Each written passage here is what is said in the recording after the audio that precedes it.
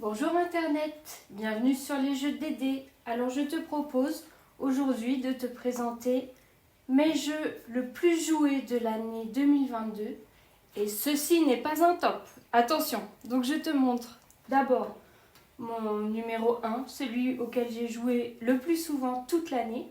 Et les autres, je les ai joués tous beaucoup aussi.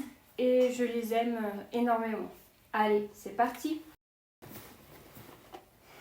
Horror Arkham, le jeu de cartes, donc un jeu publié chez Fantasy Flight Games. C'est un jeu qui existe depuis 2000. Ça fait au moins 5 ans qu'il existe. Et donc des extensions sortent très régulièrement et je l'adore, je ne m'ennuie jamais. Donc c'est un jeu où on enquête, on construit son personnage, donc c'est la mécanique de deck building si tu connais un peu. Et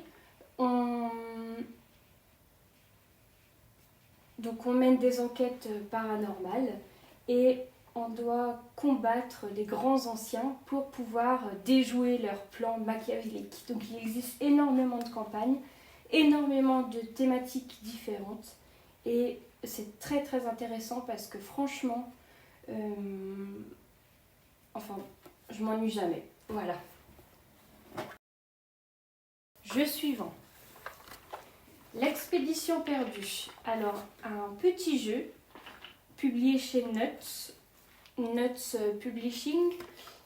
C'est un jeu de Peer Sylvester. Vous voyez les graphismes là. On est vraiment sur style bande dessinée belge à la Tintin ou Blake et Mortimer. C'est un jeu qui se sort très facilement. Je l'ai joué énormément en solo bien sûr, mais aussi en coop et ça fonctionne très bien, y compris avec des gens qui n'ont pas forcément l'habitude de jouer aux jeux de société. On est embarqué là dans cette expédition à travers la jungle pour retrouver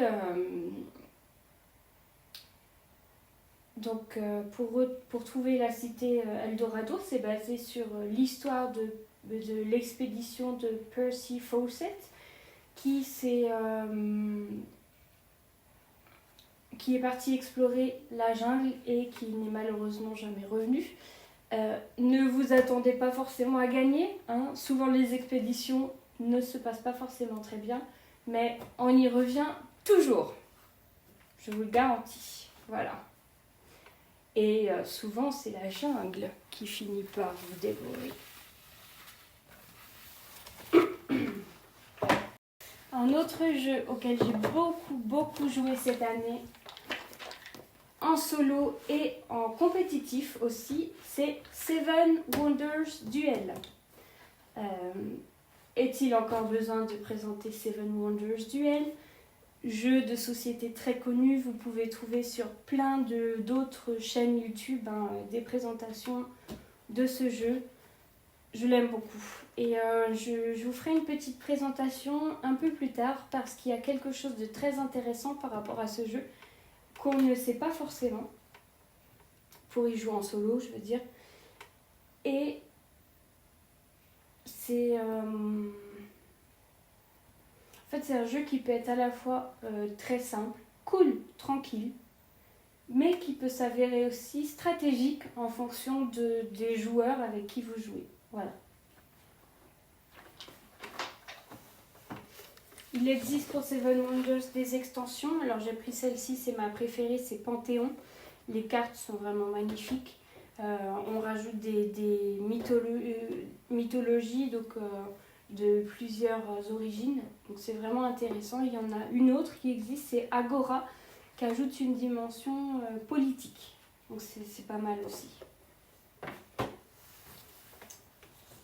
Ça, c'est le dernier petit jeu auquel j'ai beaucoup joué, c'est Disney Villainous. Donc là, on est sur du familial. Je vous montre cette boîte-là parce qu'il y a 2 méchants sur 3 que j'adore. Isma et Ratigan. Et des heures de fun.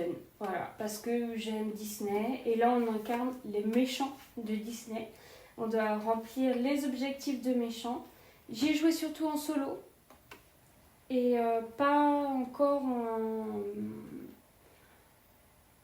en multi, mais je voudrais y jouer. J'attends juste d'avoir le public pour ça parce que vous savez que Disney, bon, il y a des gens qui aiment, des gens qui aiment pas parce qu'ils ont fait une overdose, mais en tout cas avec un public familial, enfant, ça passe très bien. Une autre des extensions qui est sortie avec des personnages intéressants aussi, notamment le docteur Facilier que j'aime beaucoup. Et dans cette extension, vous trouverez aussi la méchante reine et Hadès. Voilà. Bon, maintenant on passe au gros bébé. Vous êtes prêts? Voici Persévérance. Vous voyez la taille de la boîte. Sur le carton, c'était écrit 9,4 kg. Voilà, donc ça pèse 1 tonne. Donc c'est le dernier jeu qui est sorti chez Mind Clash Games, d'accord. Celui-là, je l'ai eu par un financement participatif, un KS sur Kickstarter. Il est constitué de plusieurs épisodes. Donc vous avez épisode 1, épisode 2 et aussi une campagne. Donc en fait 3 jeux en un. C'est peut-être pour ça qu'il est aussi lourd aussi. On a des figurines à l'intérieur, figurines de dinosaures, figurines d'êtres humains et de soldats aussi.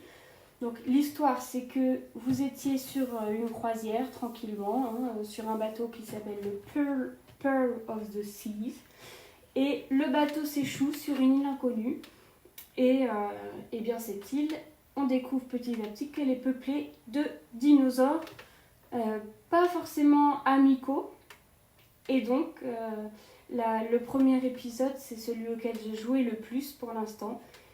Ils se retrouvent... en fait, les dinosaures veulent envahir le peu de civilisation qu'on essaie de reconstruire pour survivre, parce que on ne peut contacter personne, personne ne sait qu'on a disparu.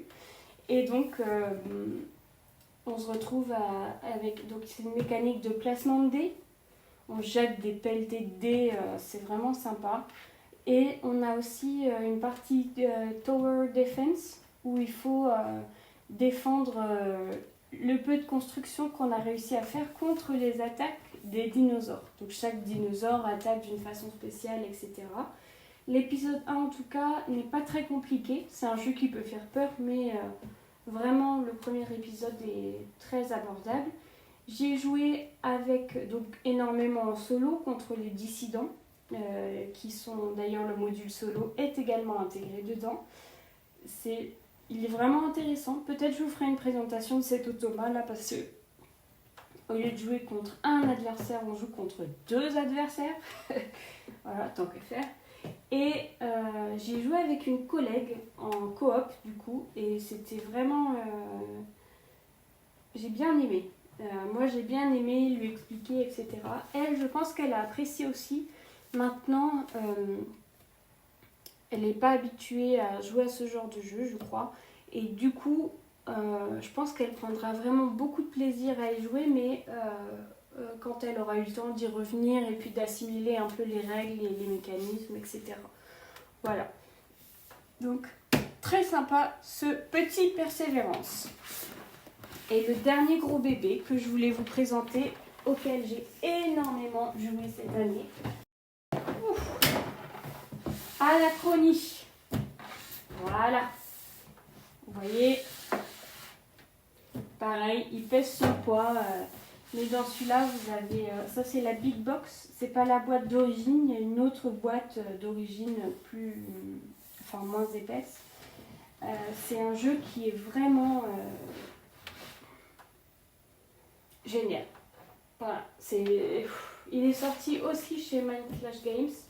Maison d'édition à surveiller.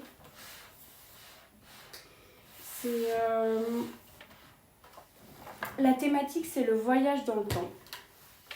Et donc, on est au 26e siècle. sur une terre qui a été dévastée par un gros météore. Et le monde s'organise en différentes voies, un peu des factions si vous voulez.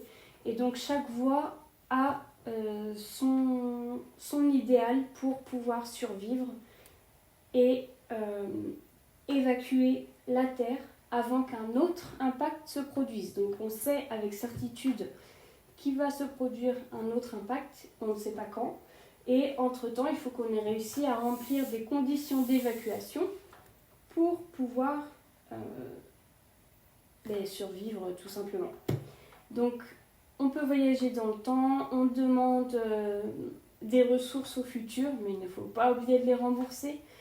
Il y a plein d'actions possibles à faire. Vous pouvez aussi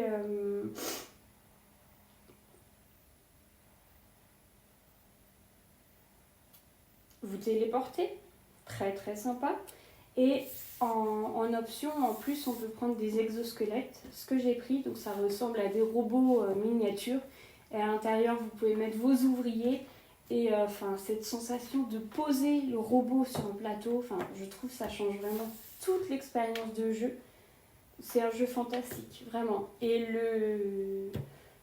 le mode solo apporte énormément de challenges. Le mode multi, j'ai pas encore joué parce que j'attends juste d'avoir le public pour le faire. Peut-être avec la collègue avec qui j'ai joué Persévérance, là, si ça lui dit un jour, ou avec une autre copine éventuellement. Mais vraiment, c'est un coup de cœur pour moi, ce jeu-là, c'est incroyable. Voilà, j'ai pas d'autres mots. Il est vraiment...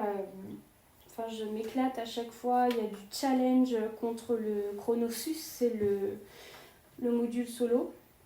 Vous avez plusieurs extensions qui existent. Moi, j'en ai une.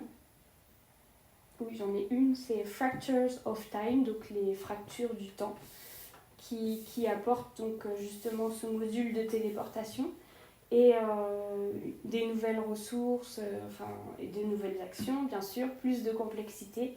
Donc c'est vraiment catégorie jeu très expert et vraiment très sympa. Voilà, j'espère que vous aurez aimé ce pas top 2022 et je vous retrouve très vite pour de nouvelles aventures. À bientôt!